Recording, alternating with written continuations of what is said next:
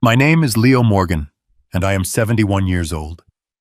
At my daughter's wedding, her fiancé taught me a lesson. I thought I'd already learned that humiliation tastes a lot like buttercream frosting and shattered pride. He shoved my face into a $7,000 cake in front of 300 people and called me a beggar. What he didn't know is that I owned the building they were standing in. Before I tell you how I settled that debt, please hit like and subscribe if you believe that respect is earned, not bought. Let me know in the comments where you're watching from. I want to see how far a story of an old man's honor can travel. The wedding was held at the Azure Ballroom, a place so luxurious it felt like the air itself was gilded. I stood in a corner, a ghost in my old but well-pressed suit, watching a world I had built but no longer belonged to. The clinking of champagne glasses sounded like distant mocking bells. My daughter Chloe was a vision in white, but her smile was a fragile piece of glass I was afraid would break. Her fiancé, Preston Vanderbilt, moved through the crowd like a shark, all teeth and tailored perfection. Every so often his gaze would land on me, and it was the kind of look you give something you've stepped in. He saw a liability, a relic, an embarrassing old man who didn't fit into the glossy picture he was painting for himself. I saw the way he held my daughter's arm, not with affection, but with a sense of ownership, and a cold knot formed in my stomach. When the time came for the speeches, the MC called for the father of the bride. The spotlight found me in my corner, and a polite, hesitant applause rippled through the room. I walked to the stage, my old bones protesting slightly. I didn't have a long, flowery speech prepared. I just spoke from the heart. I talked about holding Chloe in my arms for the first time, about the fierce, consuming love a father has for his daughter. I wished her a life filled with laughter and kindness, and a partner who would cherish her a fraction as much as I did. I kept it short. When I finished, there was a quiet, genuine warmth in the applause. But then Preston stepped up to the microphone, clapping slowly, a theatrical, mocking rhythm. "Well said, Pops, a real tearjerker. Now let's get to the fun part." The fun part was the cake. It was a monstrous 7-tiered tower of white frosting and delicate sugar flowers. They cut the first slice together, a picture of manufactured bliss for the photographer. Then Preston took the plate. He turned not to Chloe, but to me. A wicked smirk played on his lips. "You look like you could use a good meal," he said, his voice dripping with condescension. Before I could process his words, his hand shot out, grabbing the back of my head. The world became a blur of white. I felt the sickening crunch of the cake's structure giving way, the cold, greasy smear of frosting filling my nostrils, my mouth. The room erupted, not in gasps of shock, but in roars of laughter from Preston's friends. He pulled my head back, my face a grotesque mask of cream and crumbs. He leaned in close, his voice a venomous whisper for all the nearby tables to hear. "Try some dessert, beggar." Silence. The laughter died as quickly as it had started, replaced by a thick, suffocating stillness. Chloe stood frozen, her face a canvas of horror and disbelief. In that moment of total, soul-crushing humiliation, a new sound cut through the air. It was a voice deep and resonant with undisguised fury. "What in God's name do you think you're doing?" Henry Harrison, a man whose name opened doors all over the country, was on his feet. He was one of the most powerful developers in the city, and a man Preston had been desperately trying to meet for months. Henry pointed a finger not at Preston, but at me. "That beggar is Leo Morgan," he boomed, his voice echoing in the cavernous ballroom. "He founded Morgan Construction. He doesn't just own a few buildings, you arrogant little fool. He owns half the damn city, including the ground you're standing on." Preston's face went from smug to confused to utterly terrifyingly pale. The blood drained from his face as if a plug had been pulled, and in his eyes I saw the dawning horror of a man who had just realized his gravest miscalculation. "My name is Leo Morgan, and no, I am not a beggar. I am simply a man who grew tired of the lies that money tells. At 71, I have learned that a man's true worth isn't found in a bank statement, but in the calluses on his hands and the promises he keeps. It wasn't always this way. There was a time when the name Morgan was synonymous with concrete and steel, with skyscrapers that rose to challenge the sky itself. Morgan Construction wasn't just a company. It was my legacy built from nothing but two hands, a mind that never stopped calculating, and a heart that refused to accept failure. I ate, slept, and breathed blueprints, the roar of construction sites, and the thrill of multi-million-dollar deals. I had it all: a mansion that overlooked the entire city, a fleet of polished cars, and a seat at every exclusive club. But then Isabella, the love of my life, was taken from me. Cancer stole her piece by piece, and in the deafening silence of that enormous mansion, I was forced to face a bitter truth. All the towers I had built, all the zeros in my accounts, they couldn't fill the void she left behind. They were just cold, empty walls. The fortune I had amassed felt like a mountain of meaningless stones. So I made a choice. I sold everything. The mansion, the cars, the shares in dozens of ventures. I retained ownership of Morgan Construction, but I handed the reins to a board of directors I trusted. Then I retreated. I moved into the small timber house nestled by a lake. This wasn't just any house. It was the one I had built for Isabella with my own hands, the place we had planned to grow old together, where every beam and floorboard was soaked in the memory of her laughter. I began to live a different kind of life, a life where I defined its meaning, not society. People often confuse simplicity with poverty. They can't comprehend the profound joy of mending a broken fence yourself, or the deep peace of casting a fishing line into the water as the sun rises. They see an old man in a worn flannel shirt and they automatically fill in the blanks: failure has been pitiable. I let them think it, because I learned long ago that great wealth is a magnet for opportunists, a perfect camouflage for the worst kind of character, and I wanted to protect my daughter Chloe from men like that. I thought that by stripping away the veneer of fortune, I could see who people really were. It was a test. A painful, naive test, as it turned out. But it was born from a father's desire to see his only child find a love as real as the one I had lost. I wanted her to find someone who saw the value in the man, not the wallet. That 15-year-old pickup truck, it's more a part of me than the expensive watches I used to wear. There's still a tiny scratch on the dashboard from the time Isabella dropped her wedding ring between the seats. We spent half an hour laughing our heads knocking together in the small cab as we searched for it. The passenger seat is worn in a particular way, molded to the shape of her from the thousands of miles we drove. Her hand always resting on my leg, her fingers tapping along to the old songs on the radio. Selling that truck would feel like evicting her ghost. And these old clothes, they are a map of a life well lived.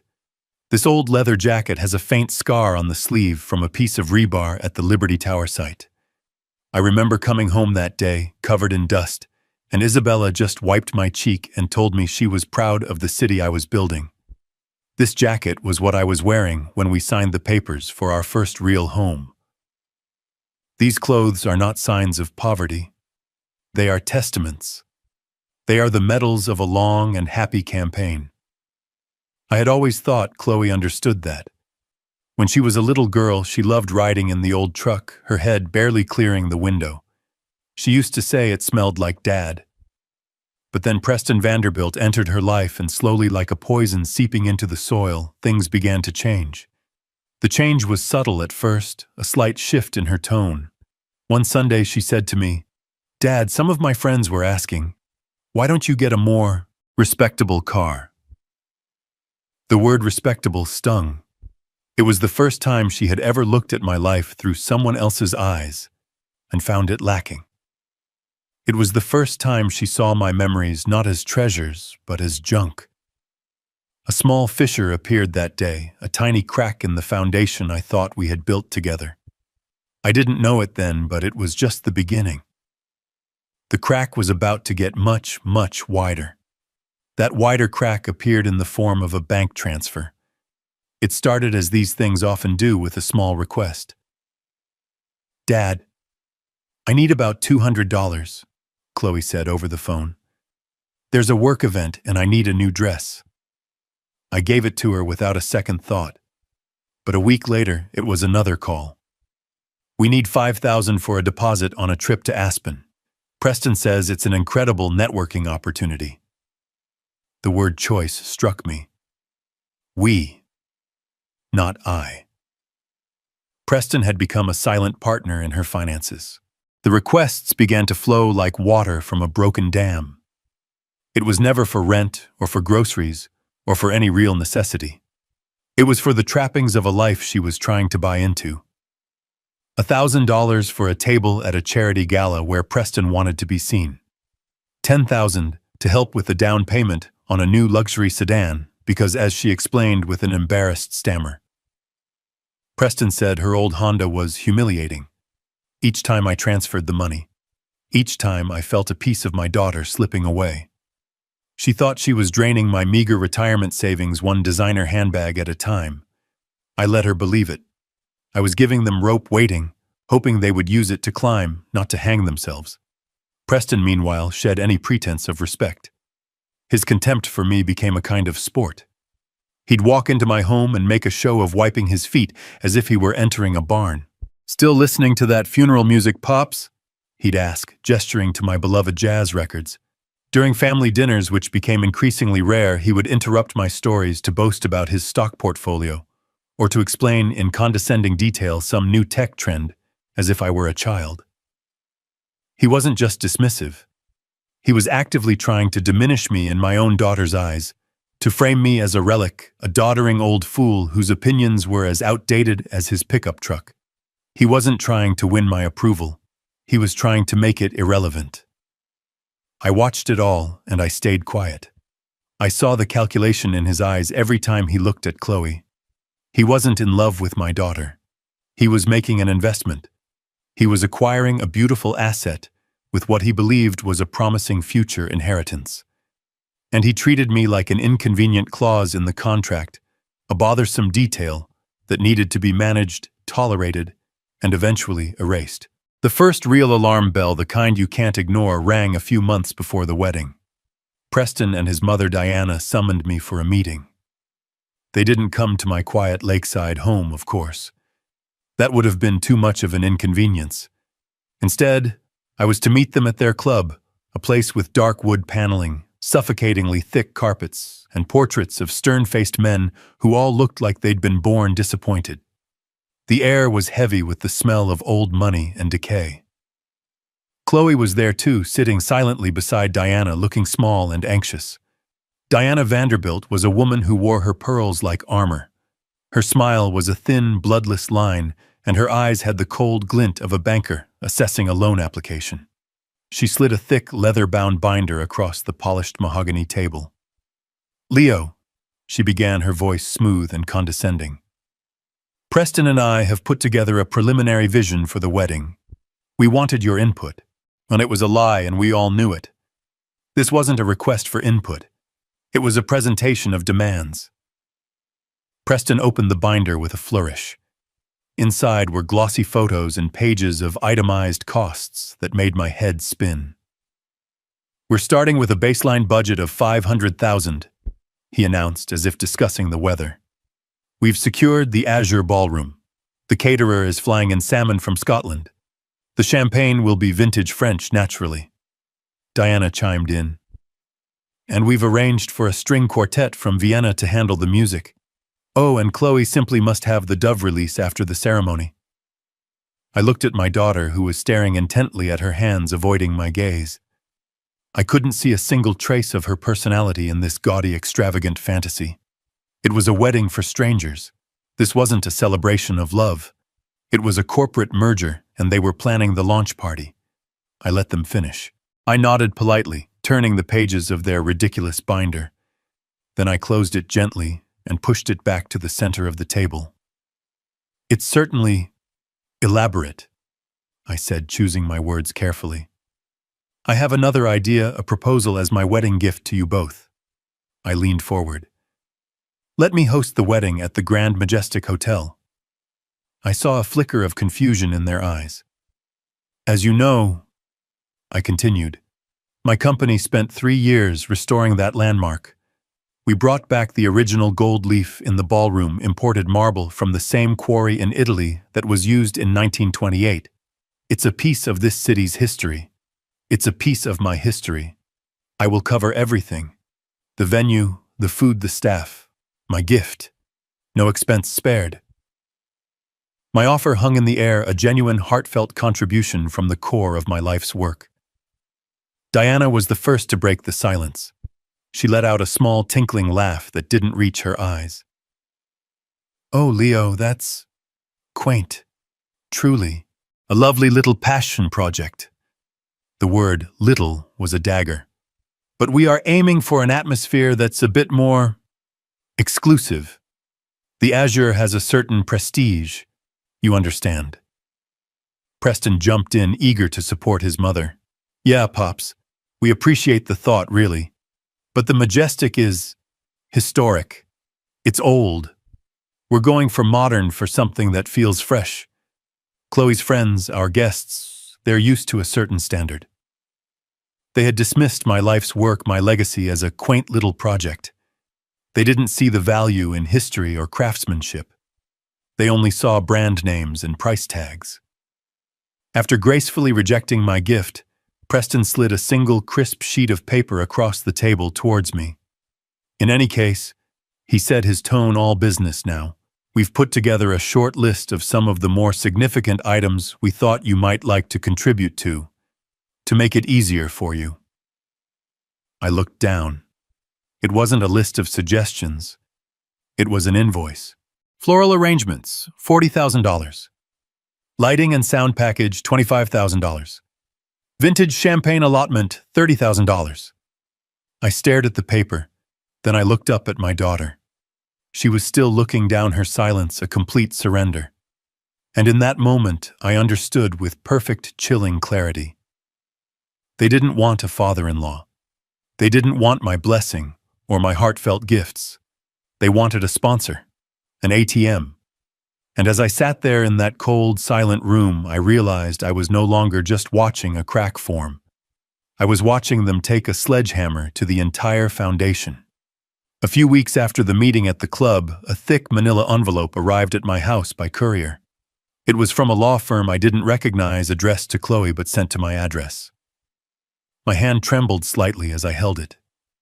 It felt cold, heavy, with a significance I already dreaded. I called Chloe and told her she had mail. She told me to just open it. It's probably just something from Preston's lawyers, she said, her tone casual, almost bored. He mentioned they'd be sending something over. So I opened it. The document inside was dense with the kind of language designed to confuse and intimidate, legalese stacked in thick, numbered paragraphs. But I hadn't built a billion-dollar company by being unable to read a contract. I sat down at my kitchen table, the same table where Isabella and I had planned our entire lives, and I began to read. It was a prenuptial agreement, and it wasn't a shield to protect Preston's assets. It was a spear aimed directly at the heart of my family. Most of it was standard, clauses about separate property, debt, liability. But then I got to Section C, subsection 4. My blood ran cold. The wording was slick, coiled like a snake in the grass, but the meaning was brutally clear. It stated that in the event of a divorce, Preston would be entitled to 50% of any and all gifts, inheritances, or windfalls received by Chloe during the course of their marriage. It wasn't about the money she had now. It was about the money he believed she would get when I died. He was preemptively raiding my grave. He had looked at my daughter, the most precious thing in my life, and seen nothing but a winning lottery ticket. I picked up the phone immediately. My voice was steady, but inside a storm was raging. "Chloe," I said when she answered, "I've read the agreement." There was a pause. "Oh, okay," she said, a defensive edge already in her voice. "Chloe, you cannot sign this," I said, trying to keep my tone calm, paternal. "This isn't a normal prenup. This is a trap. The man is laying claim to your future, to money that isn't even on the table yet. He's planning for my death." Her response was not what I expected. There was no shock, no concern, only a cold, rehearsed anger. Preston explained it all to me, Dad. It's just a formality. His lawyers insisted on it to make sure everything is fair and balanced. Fair, I nearly shouted. Chloe, there is nothing fair about a man who wants half of what your dead father leaves you. Can't you see what this is? Then came the words that broke my heart. They weren't her words. They were his, placed carefully in her mouth. You know, Dad, Preston warned me you'd be like this. He said you'd try to find a problem with it. He said you don't trust my judgment. I was speechless. He had anticipated my reaction. He had already poisoned the well. He thinks you're trying to control me with your money, even the idea of it. She continued, her voice gaining a cruel confidence. This is about love and trust, not about finances. Our love is stronger than some piece of paper. I'm sorry you can't see that. This has nothing to do with love, sweetheart. I pleaded, my voice cracking. This is a business transaction for him. No, she snapped. It's a marriage, and I'm signing it. I love him, I trust him, and I would appreciate it if my own father would do the same. The line went dead. She had hung up on me. I sat there, the phone still pressed to my ear, listening to the dial tone. I was holding a document that proved my future son-in-law was a predator. And I had just learned that my own daughter was willing to walk right into his trap, believing it was the path to happiness. He wasn't just after my fortune. He was stealing my daughter one lie at a time. The final alarm, the one that signaled a full-blown invasion, didn't ring. It simply walked through my front door on a sunny Tuesday afternoon. Preston and Chloe showed up unannounced. Chloe had a nervous energy about her, a stark contrast to Preston, who strolled in with the breezy entitlement of a king returning to his castle. He wasn't a guest. He was an inspector. Pop's place is looking cozy, he said, his eyes scanning my living room with disdain. Cozy was his word for small and worthless. He was holding a glossy interior design magazine rolled up like a baton. Chloe and I had a few ideas we wanted to run by you. Little upgrades to increase the property value. I stood by the stone fireplace, the one I had built with my own hands, field stones chosen one by one from the lake shore with Isabella. Preston walked over and tapped it with his magazine. This whole thing is so dark and rustic, he declared. We'd tear this out first. Replace it with a clean white marble facade. Very minimalist. It would really open up the room. He moved on with Chloe trailing nervously behind him like a shadow. He strode into my study, my sanctuary filled with books that were like old friends. This room has great light, he said, looking past the shelves. Perfect for a Peloton room, maybe a small gym. Get some real energy flowing in here. Chloe offered a weak, "Oh, that's an idea." He didn't even acknowledge her. He was on a roll, a one-man demolition crew. In the kitchen, he ran a dismissive hand over the custom oak cabinets I had spent a month crafting. All this wood is so dated. We'll gut this whole space. Stainless steel quartz countertops, a wine fridge right here. I remained silent through it all. I felt like a ghost in my own home, a custodian of memories that were about to be bulldozed. They weren't just talking about changing a house. They were talking about erasing every last trace of the life I had built with my wife. They were planning to whitewash my history, to sterilize my memories. After they had mentally torn down every wall, they finally sat down on the sofa, and Chloe, prompted by a sharp look from Preston, began to speak. "Dad, we were thinking," she started, her voice barely a whisper. "After the wedding, things will be a little tight with all the expenses. We thought it might be best if we moved in here for a while." Preston immediately jumped in, framing it as an act of profound generosity. "Yeah, Pops. Just to help you out. Keep an eye on you. Make sure you're taking your meds and all that." He smiled, a predatory gleam in his eyes. "And honestly, it'll help us save up for a proper place of our own. It's a win-win." The hypocrisy was breathtaking. They were planning to spend $500,000 on a one-day party, but claimed they needed to save money by taking over my home. I waited for the other shoe to drop. It didn't take long. "And you don't have to worry about a thing," Preston continued smoothly, as if discussing the weather. "We've already started looking into some options for you. My mother has a connection at a very lovely retirement community just outside the city, Golden Meadows. I hear it has a fantastic golf course. You'd be much more comfortable there around people your own age." And there it was, the full, monstrous picture. They would take my home, the sanctuary I built for Isabella, and gut it. They would live here in the hollowed-out shell of my life. And I, the inconvenient old man, the walking, talking memory they wanted to forget, would be shipped off to a facility to wait quietly for the end. They weren't just being disrespectful anymore. They were handing me an eviction notice from my own life. I looked at the fireplace, at the sturdy stones I had set in place, and I felt a different kind of foundation settling inside me. Not of stone and mortar, but of cold, hard resolve. My patience had finally run out. The rehearsal dinner was the final act before the main event, and Preston had chosen the stage himself. It was a restaurant called Aperture, one of those places where the plates are enormous, the portions are tiny, and the bill is astronomical. The room he'd booked was private, but it felt cold and impersonal, all sharp angles, glass, and muted gray tones. It felt less like a family gathering and more like a corporate board meeting where a hostile takeover was about to be announced. I was seated at the far end of the long, sterile table, a deliberate act of marginalization. Chloe sat in the middle, a strained, brittle smile plastered on her face, laughing a little too loudly at things that weren't funny. Preston, of course, was at the head of the table holding court.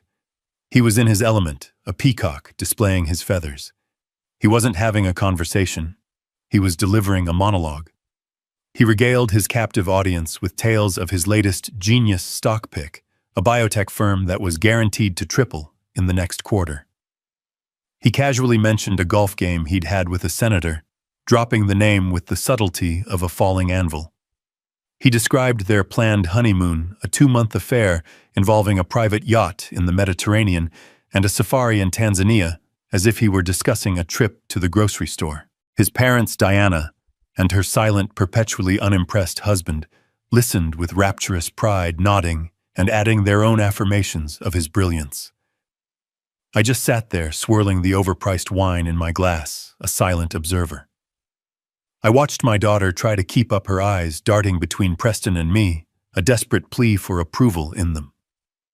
At one point, Preston looked down the table at me and smirked. "We were just talking about building a legacy, Pops," he said, his voice loud enough for everyone to hear. "It's all about forward momentum.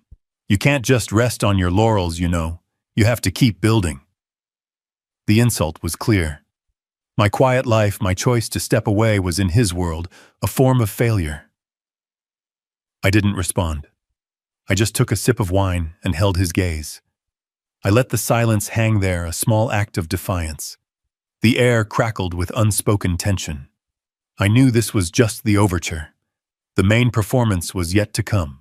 After the appetizers were cleared, Preston stood up, tapping his glass with a fork. A hush fell over the room. He held his champagne flute aloft, a practiced, confident gesture. "I'd just like to say a few words," he began, his voice oozing a false sincerity that made my skin crawl. "Thank you all for being here. This is a special night, a joining of two families, the Morgans and the Vanderbilts." He paused for effect, letting the weight of his family name hang in the air. "When you get married, you're not just getting a spouse. You're getting a whole new history, a new legacy. And tonight, I wanted to share a little story about my future father-in-law, Leo, a story that I think perfectly captures the unique spirit he's bringing to our family." A few of his friends chuckled expectantly. I braced myself. I knew this wasn't going to be a tribute. It was going to be an execution. As he prepared to speak, my mind flashed back to what really happened a few weeks prior. The memory was simple, clear, and unadorned. My phone had rung late on a Thursday afternoon. It was Preston, his voice tight with a panic he was trying to conceal. "Pops, hey. Got a bit of a problem. My car, it's got a flat. I'm out on Old Mill Road." I knew the road well. It was a deserted stretch of country asphalt with no shoulder and even worse, cell service. "Do you know how to change a tire?" I had asked him. There was a long pause. "Theoretically," he'd admitted. "But this is a German car. It's complicated." I sighed. "Stay put. I'm on my way." I threw my old hydraulic jack and my steel lug wrench in the back of my pickup and drove out. I found him standing helplessly beside his gleaming $200,000 sports car, looking at the flat tire as if it were an alien creature. He was wearing a suit that probably cost more than my truck. I got out, didn't say a word, and got to work. I had the car jacked up, the flat tire off, and the spare donut on in under 10 minutes. He stood by watching, careful not to get his hands dirty. When I was done, I tossed the flat in the back of my truck to take to the shop for him. He'd clapped me on the shoulder and said, "Thanks, Pops. You're a real lifesaver." It was a simple, mundane event, a moment where one family member helped another. That was the truth. But the truth was not what Preston was interested in. So there I was. Preston began his tale, his voice now theatrical, on my way to a major charity board meeting. Running late, of course, because every second counts, and boom, I hit something in the road and the tire just blows. I'm talking a complete blowout. I pull over and I'm thinking, great, just what I need. He shook his head, playing the part of the put-upon executive. So I make a call. Who better to help than my future father-in-law, the famous builder, right? A man who knows his way around tools. He paused, a smirk playing on his lips. Well, about 45 minutes later, I hear this noise, a chugging, sputtering sound. And over the hill comes this old pickup truck, trailing a cloud of blue smoke. I swear I thought it was going to fall apart right there on the road. His friends roared with laughter. I saw Chloe force a smile, her knuckles white as she gripped her wineglass. So Pops gets out. Preston continued, his voice dripping with mock affection. And he pulls out this rusty old toolbox that looks like it was salvaged from the Titanic. He kneels down by the tire and starts fumbling around. First, he can't seem to find the right size wrench. Then, when he finally gets it on a lug nut, he starts turning it the wrong way. He mimed the motion, grunting and straining for comedic effect. I'm standing there trying to be patient, and I'm like, Pops, it's righty-tighty, lefty-loosey. Basic mechanics, you know. The laughter grew louder. He finally gets the nuts off, and then comes the jack. Oh, the jack. Preston put his head in his hands as if reliving a great trauma. He slides this rickety old thing under the car and starts pumping. The car goes up, but it's wobbling like a newborn deer. I literally had to jump in and hold the car steady myself. I had visions of my $200,000 machine crashing down onto the asphalt. My life flashed before my eyes. This was pure fiction, every word a deliberate, malicious lie. But he told it with such conviction. He gets the tire off, finally covered in grease from head to toe. He looked like a raccoon. It was actually kind of adorable. He looked directly at me, then a triumphant gleam in his eye. But you know what? We got it done. It took the better part of an hour, a lot of deep breaths and some gentle coaching from yours truly. But we got there in the end. It was a real bonding moment. He raised his glass to me. It really taught me the value of patience when it comes to our elders. So let's hear it for Pops, a man who proves that it's never too late to learn a new trick, even if you need a little help. The room erupted in applause and laughter. It was a masterclass in humiliation delivered with a smile. I looked across the table at Chloe. She was clapping along, a pained, hollow look in her eyes, refusing to meet my gaze. That was it. That was the moment. Her silence was louder than all their laughter.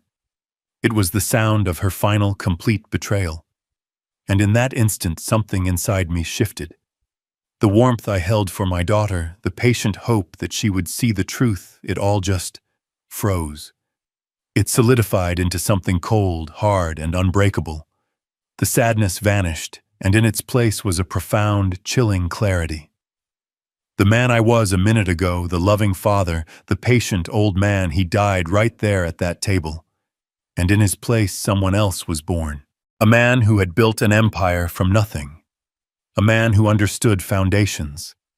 And a man who knew with absolute certainty that the entire structure in front of him was rotten to the core and needed to be brought down. The laughter from his twisted story finally began to subside, but Preston held up a hand, a gesture that said, "I'm not finished." A self-satisfied, almost benevolent smile spread across his face. "But that little adventure on the road," he said, his voice taking on a serious, thoughtful tone, "it wasn't just a funny story. It was a wake-up call. It taught me that our responsibility to our family doesn't end when we grow up. In fact, that's when it truly begins." He looked around the table, making eye contact with his parents, then with Chloe. He was setting the stage, positioning himself as the noble, responsible son. "Chloe and I have been talking a lot lately," he continued, placing a hand over my daughter's. She flinched, a tiny, almost imperceptible movement, "and we've been worried. We've been worried about you, Dad. All alone out there in that big house by the lake. It's a lot for one person to manage. The upkeep, the isolation. We want you to have companionship. We want you to be safe, to have professional care available if you ever need it." He paused, letting the feigned concern sink in. "We want you to be able to truly relax and enjoy your golden years without a single worry in the world." He then turned to me, his eyes shining with a sickening, manufactured sincerity. "So as our special gift to you, to show you how much we love you and want to welcome you into our new life together, we've taken care of everything." He beamed as if he were about to present me with a winning lottery ticket. "We've secured a spot for you at one of the finest retirement communities in the state. It's called Golden Meadows. It's more like a country club, really. It has a championship golf course, a heated indoor pool, gourmet dining, and a full schedule of social activities. You'll be around people your own age, making new friends. It's all arranged. You can move in right after our honeymoon." The room was silent for a beat, and then it erupted. Not with gasps, but with applause. A genuine, heartfelt round of applause.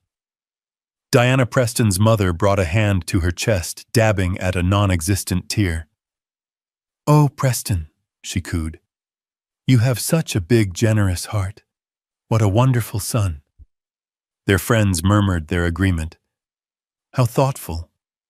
What a relief for him, I'm sure. They were congratulating him for his kindness, for his filial piety. They were applauding him for orchestrating my exile, for cleverly and kindly disposing of the inconvenient old man. I didn't look at them. I didn't hear them. My entire world had narrowed to a single point at the center of the table, my daughter. I watched Chloe. She wasn't clapping, but she wasn't protesting either. Her head was bowed, her gaze fixed on the intricate pattern of her dinner plate, as if it held the secrets of the universe. Her shoulders were slumped in surrender. A weak, pathetic smile was frozen on her lips. She would not look at me. She could not look at me. Because she knew what this was, and her silence was her signature on my eviction notice. Her silence was her consent. That was the final blow. The story about the tire was a humiliation. This was an assassination of my life. They weren't just disrespecting my past. They were foreclosing on my future. They had discussed and decided upon the final chapter of my life without consulting me, as if I were a piece of property to be managed. In their perfect modern world, I was just a loose end, and they had just tied me in a neat little bow ready to be discarded. I felt nothing. No anger, no sadness. Just the quiet, absolute certainty of a building inspector condemning a structure that was rotten to its very foundation. The decision was made. The war had begun. I sat there amidst the applause, a statue at the center of a feast. The sounds of the room seemed to warp and fade, the clinking of glasses and the cheerful chatter becoming a distant, meaningless hum. I felt a strange and profound stillness settle over me, a calm so deep it was almost terrifying.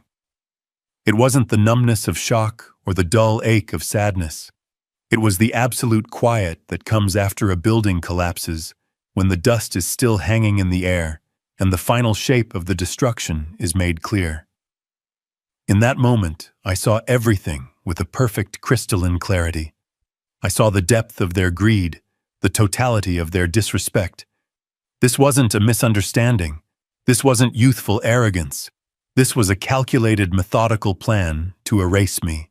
I looked at Preston, flushed with victory, and I didn't see a fool. I saw an enemy. I looked at my daughter, her head still bowed in silent complicity, and I didn't see a victim. I saw an accomplice. The part of my heart that had held out hope for her, that had made excuses for her, simply turned to stone. The patient father was gone. The architect remained. And he knew with the certainty of a surveyor studying a map exactly what had to be done. I drove home from the rehearsal dinner in a state of profound calm. The city lights blurred past my window, but I saw none of them. My mind was a quiet, orderly room where all the furniture had finally been put in its proper place. The pain, the confusion, the lingering hope, it had all been swept away, leaving behind only the cold, clean floor of purpose. I didn't go to the living room or the kitchen. I walked straight to my study, the room they had so casually slated for demolition to make way for an exercise bike. I sat down behind my old oak desk, the one I'd used for 40 years, to sign contracts that built skylines.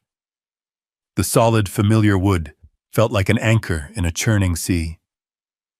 For a long time, I just sat there in the dark, the scent of old books and leather around me like a comforting shroud. I wasn't grieving anymore. Grief is a chaotic, messy emotion. This was different. This was the quiet focus of an architect reviewing a flawed blueprint just before a controlled demolition. I had spent years of my life building things to last: buildings, a company, a family. I had always believed that a strong foundation could withstand any storm. But I had made a critical error. I had mistaken my daughter's love for a foundation, when in fact it had become a weather vane spinning uselessly in whatever direction Preston's hot air was blowing. The love for my child was still there, of course, buried deep beneath layers of disappointment and resolve. But it was no longer the guiding principle. A colder, more pragmatic duty had taken its place. A duty to the legacy I had built with Isabella. A duty to the very concept of integrity, which was now under direct assault. This wasn't about punishing my daughter. It was about teaching her a lesson about value that she had tragically unlearned. A lesson that would be severe, yes, but also necessary. My hand felt steady as I reached for the old landline telephone on my desk. I didn't need to look up the number. I dialed it from a memory etched in stone. It rang twice before a crisp, professional voice answered. "Evelyn Reed?" "Evelyn," I said, my voice quiet but clear in the silent room. "It's Leo." There was a brief pause on the other end. "Leo, it's after midnight. Is everything all right?" I looked out the window at the dark, still water of the lake. "Everything," I said slowly, "is exactly as we predicted it might be one day." I let the weight of that sentence settle between us. Then I gave the order. "Activate the sunset protocol." There was no hesitation in her voice. No questions. Only the calm, immediate acceptance of a trusted ally. "Understood, Leo," she replied. "I'll set the wheels in motion first thing in the morning." The line clicked. The call was over. I placed the receiver back in its cradle. The sound was soft, but in the stillness of the night, it felt like the thunderous clang of a great lever being pulled, setting a vast and powerful machine long dormant into unstoppable motion. The sunset protocol.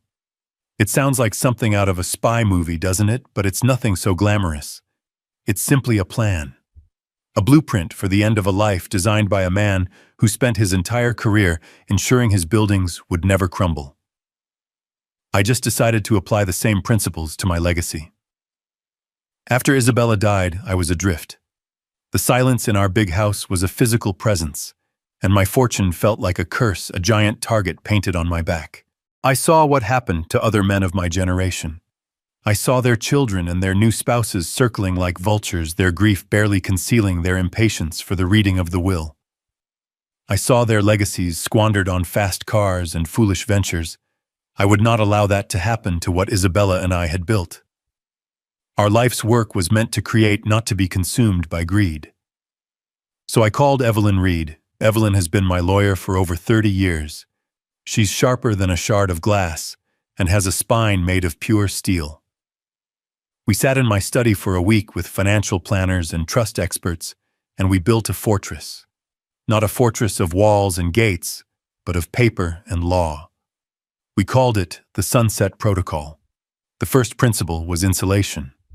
My personal wealth, the kind someone could look up in a public record, was reduced to almost nothing.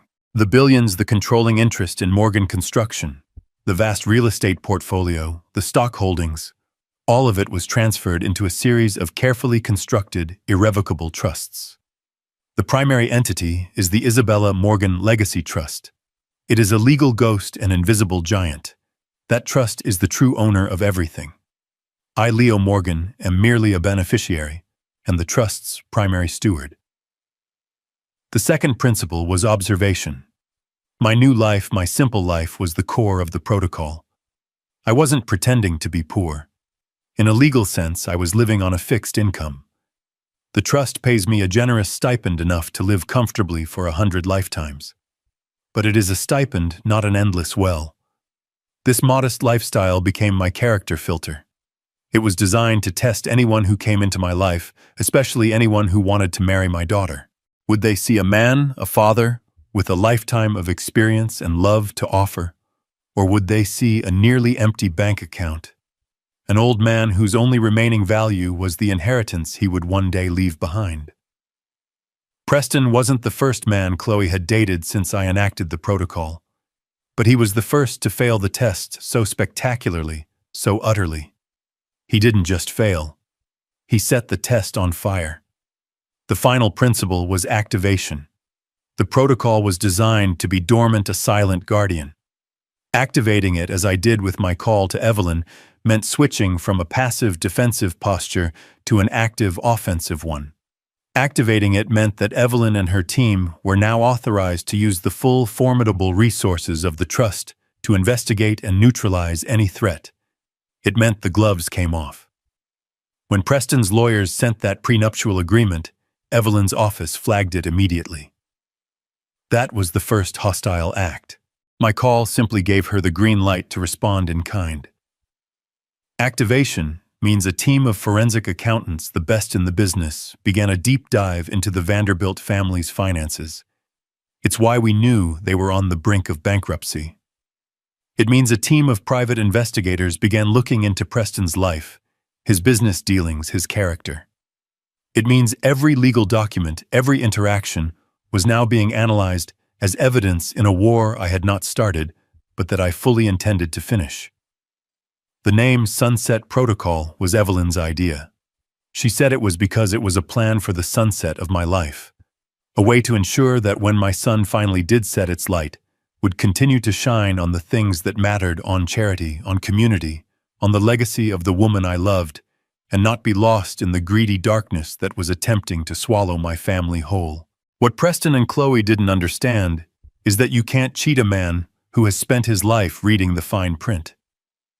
You can't con a man who drew the blueprints for the entire game. They thought they were dealing with a frail old man in a small house. They had no idea they were trying to demolish a skyscraper with a couple of toy hammers.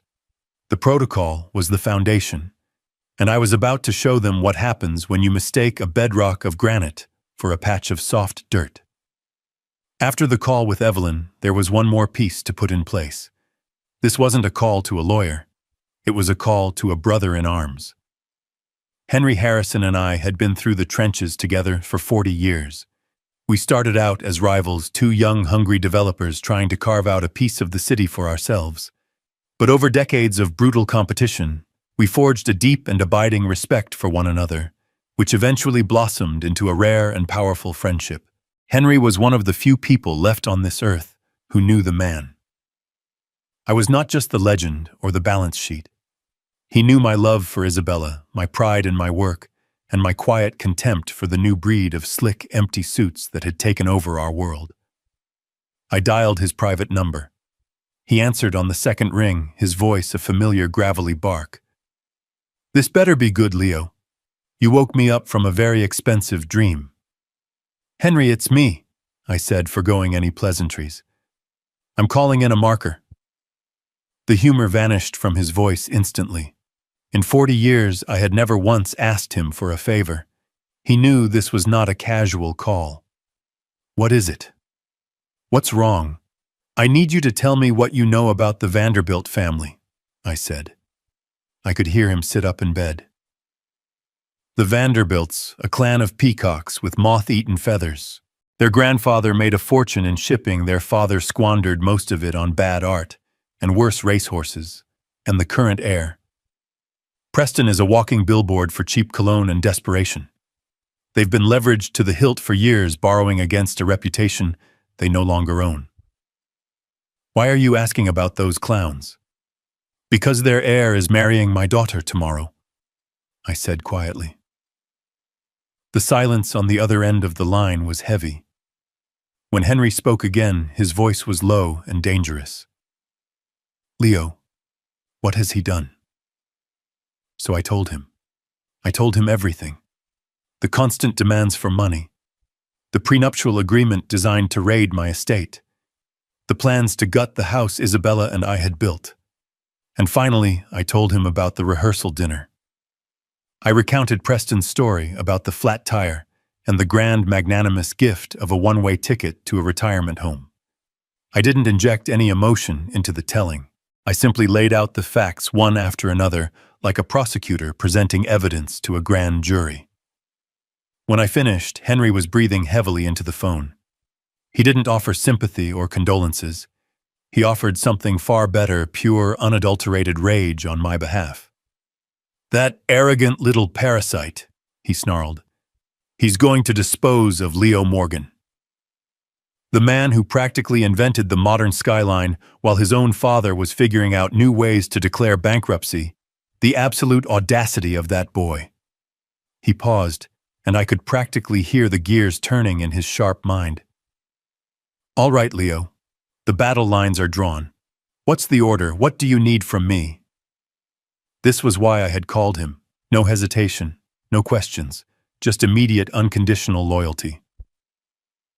"I need you at the wedding tomorrow, Henry," I said. "I need you to sit there, and I need you to watch. And when you see the signal, I need you to stand up and make a scene." "A scene?" He asked, a hint of dark amusement in his voice. "Yes," I confirmed. "I need you to remind that room full of fools and sycophants exactly who they're dealing with. I need you to detonate a truth bomb right in the middle of their champagne reception." I heard a low chuckle from Henry's end of the line. "Leo," he said, his voice filled with a grim satisfaction. "It will be my absolute pleasure. Just tell me when." After the calls were made and the pieces were set in motion, I didn't feel a sense of triumph. I didn't feel anger or even satisfaction. I just felt a profound and heavy sense of duty. I swiveled my chair around to face the bookshelves that lined the wall. My fingers traced the spines of old books, their pages filled with stories of honor, tragedy, and redemption. But my eyes settled on a small silver frame that stood between a collection of poetry and a stack of architectural journals. It was a photograph of Isabella. It was taken on the day we broke ground on our first major project, the building that would put Morgan Construction on the map. She was standing in a muddy field wearing my oversized hard hat, a smudge of dirt on her cheek, and a smile that could have outshone the sun. In her eyes was a belief in me that was so absolute, so unwavering, it became the foundation upon which I built everything. We had nothing then but a risky idea and a mountain of debt, but we were the richest we had ever been.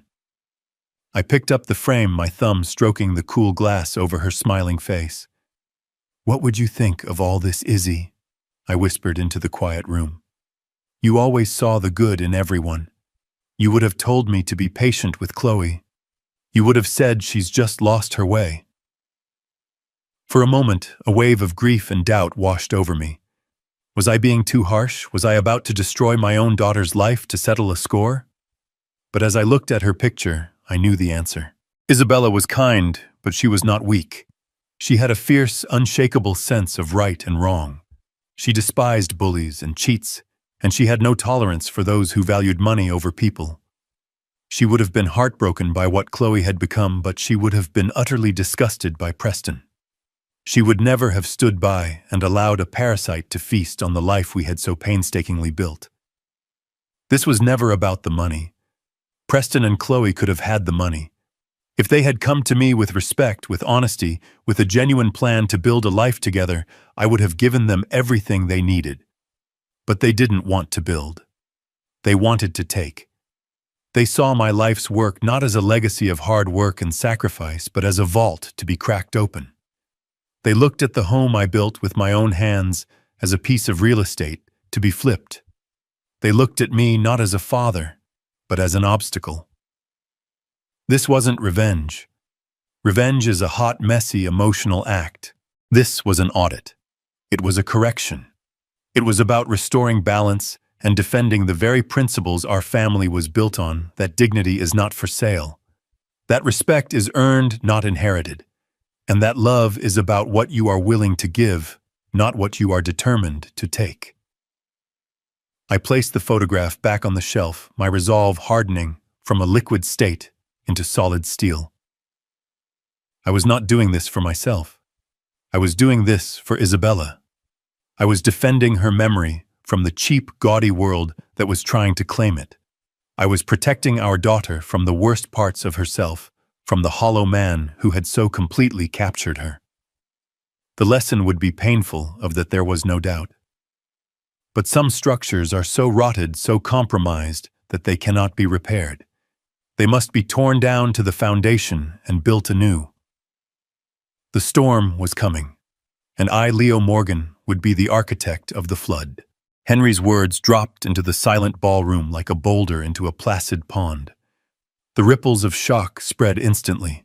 A low murmur erupted, growing into a wave of whispers and frantic glances.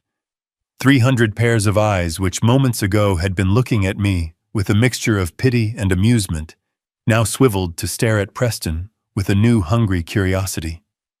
They were no longer looking at the charming, successful groom. They were looking at a fraud. Preston stood frozen, the blood having completely drained from his face, leaving it a sickly, waxy white. He looked like a man who had just seen a ghost. His mouth opened and closed, but no sound came out. He looked at Henry, then at me, his eyes wide with a dawning animal panic. He tried to laugh, a choked, strangled sound that died in his throat. That's a joke, right?" he stammered, looking around for support. "A very funny, very expensive joke. Pops tell them." But I wasn't Pops anymore. While all eyes were on him, I moved with a slow, deliberate grace that had been absent for years. I reached into my jacket pocket and pulled out a clean white handkerchief, one of Isabella's old monograms still visible in the corner. I did not rush. I did not show any emotion. I began to methodically wipe the sticky, sweet mess of the cake from my face. I cleaned my eyebrows. I cleared the frosting from my nostrils. I wiped my lips. Each movement was precise, economical, and calm. The frail, slightly stooped posture of the 71-year-old man was gone. I stood straighter, my shoulders squared. The look in my eyes, which had been one of pained humiliation, was now one of cold, dispassionate assessment.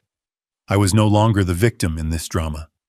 I was the director, and the final act was just beginning.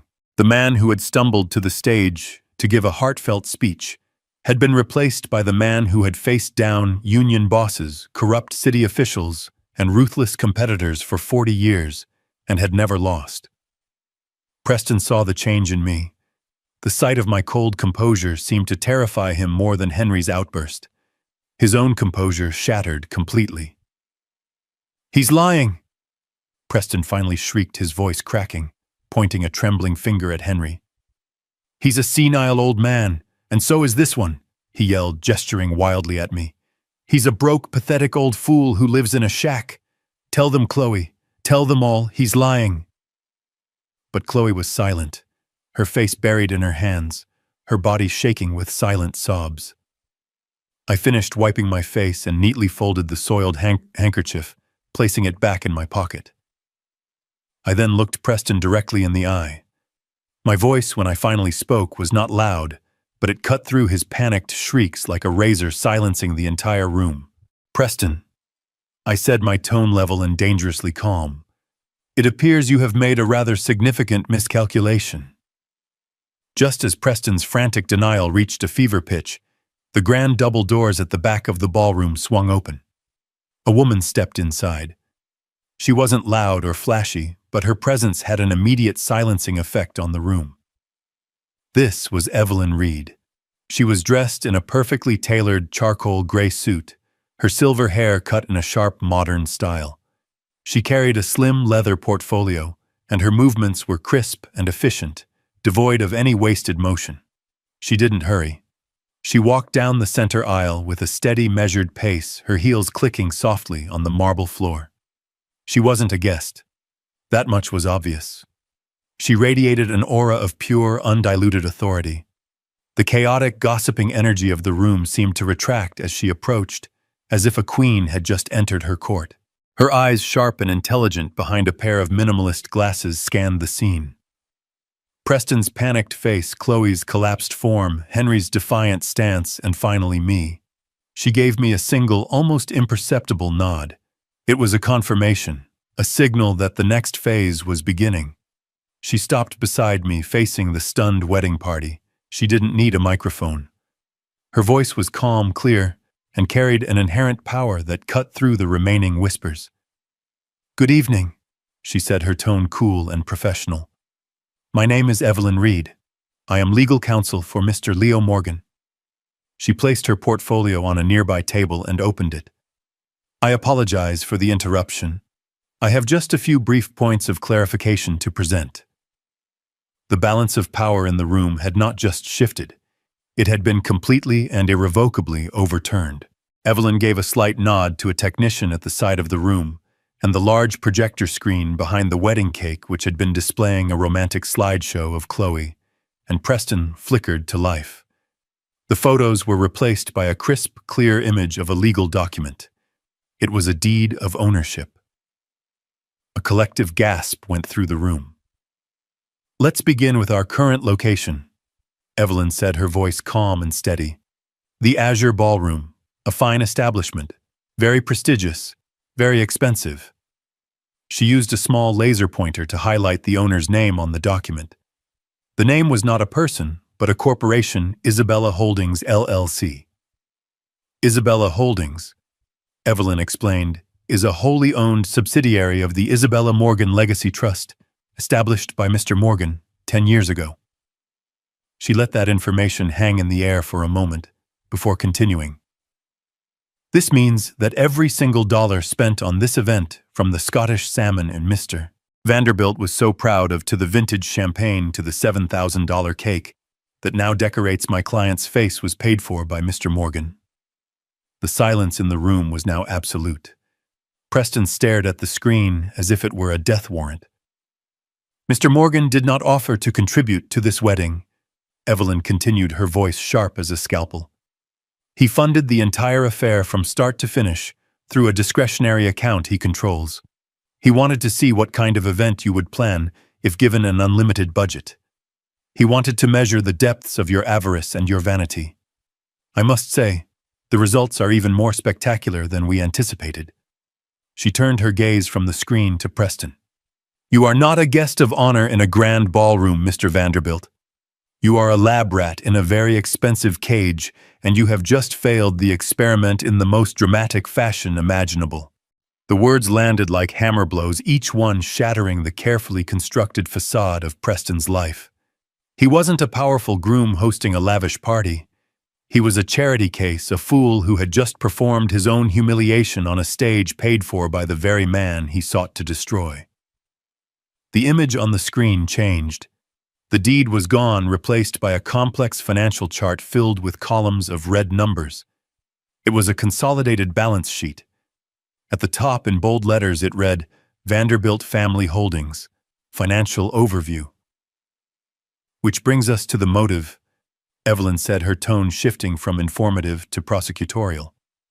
One might ask why a young man would go to such lengths to marry into a family he clearly despises. The answer, as it so often is desperation. Her laser pointer danced across the screen, highlighting key figures. This is a summary of your family's financial situation, Preston, compiled by our forensic accounting team. It shows over $27 million in outstanding debt. It shows 3 of your father's properties mortgaged to their absolute limit. It shows a credit line that has been frozen due to non-payment and a portfolio of stocks that has underperformed the market for 12 consecutive quarters. Diana Vanderbilt let out a strangled cry, her face ashen. Her husband looked like he wanted the floor to swallow him whole. You are not old money, Mr. Vanderbilt. Evelyn stated the words cold and precise. You are the children of old money. There is a significant difference. You are the final withered branch of a once mighty tree, and you are drowning in debt. This wedding, this entire charade, was not a celebration of love. It was a desperate last-ditch attempt at a corporate bailout. You were not marrying Chloe Morgan. You were attempting a hostile takeover of her future. Evelyn clicked a button, and a new slide appeared, showing copies of loan applications Preston had recently filed, all of them rejected. You needed this. You believed that by marrying the daughter of the broke Leo Morgan, you would gain access to a future inheritance that would solve all your problems. You were betting on my client's death to save you from your own financial incompetence. Finally, the screen changed one last time. It now displayed a copy of the prenuptial agreement Chloe had signed. A huge red stamp was superimposed over the text, void. And that brings us to the final piece of your failed plan, Evelyn said, looking directly at Preston. This document, a rather predatory piece of legal work designed to grant you 50% of any future inheritance. There are 2 problems with it. She held up a single finger. First, under state law, a prenuptial agreement can be rendered void if it is proven to be unconscionable, or if it was signed based on fraudulent misrepresentation of one's own financial status. Given that you presented yourself as a wealthy scion instead of a man on the verge of bankruptcy, I believe we have a very strong case for the latter. She then held up a second finger. But more importantly, and far more simply, this contract is worthless because the asset it targets does not exist. She gestured back to the screen. Mr. Morgan's home, the small house you so generously planned to renovate after shipping him off to Golden Meadows, was placed into the Isabella Morgan Legacy Trust a decade ago. It has never been his personal property to bequeath. A new document appeared on the screen, a trust directive. Evelyn highlighted the key clause.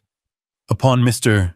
Morgan's passing, the property and the land it sits on are to be immediately and irrevocably donated to the state's leading children's hospital to be used as a therapeutic retreat for terminally ill children and their families. Evelyn lowered the laser pointer. There is no house to inherit Preston. There is no multi-million-dollar property to seize. There is no inheritance. The vault you tried so hard to crack has been empty all along. The final revelation landed with the force of a physical blow. The first to break was Diana. A strangled, animalistic sound escaped her throat before her eyes rolled back in her head and she collapsed sideways in her chair, a cascade of pearls and shattered dignity. Her husband, a man who had remained silent and invisible all evening, simply folded in on himself. He didn't faint. He just crumpled, burying his face in his hands, like a child trying to hide from a monster. Preston himself made no sound. He simply stared at the final slide on the screen, his dream of salvation turning to ash before his eyes. Then he sank to his knees, not with a crash, but with a slow, boneless descent, a puppet whose strings had just been cut. The Vanderbilt dynasty had not ended with a bang, but with a silent, pathetic whimper. With the Vanderbilt family in ruins, a mess of their own, making my attention turn to the final piece of wreckage, my daughter. I walked over to where Chloe was still sitting, her body racked with sobs. I didn't raise my voice. I didn't lecture her. The time for that was long past. I spoke quietly, my voice devoid of the warmth it once held for her, replaced by the cold, hard finality of a judge delivering a sentence. This man did not love you, Chloe. I said, my voice low and steady. He loved an illusion of wealth he thought you represented. The choice of what to do now is yours. You can stay with this hollow man. But my name, my legacy, and my support will never be a part of that life. You have chosen his values over ours. Now you must live with them. I looked at her, my daughter, a stranger with a familiar face. If you ever find your way back to the principles you were raised with, you know where I live. But the door will only open to the daughter I remember, not the woman I see before me now. I turned away from her, my business in this place concluded. I caught Evelyn's eye across the room. Evelyn, I instructed, my voice clear and firm. Please ensure that every member of the staff here tonight, the waiters, the valets, the musicians, receives a bonus equivalent to double their salary for the evening. As for the remaining budget allocated for this event, transfer every last cent to the Isabella Morgan Memorial Fund at the Children's Hospital. Do it first thing in the morning. This spectacle of greed would fund a year of compassionate care. That felt right. That felt like a fitting end. I didn't look back. I walked towards the grand doors, my back straight, leaving the wreckage of the wedding behind me. Henry Harrison fell into step beside me, clapping a heavy, comforting hand on my shoulder. We stepped out into the cool night air, the sounds of chaos fading behind us. Henry let out a long, slow breath.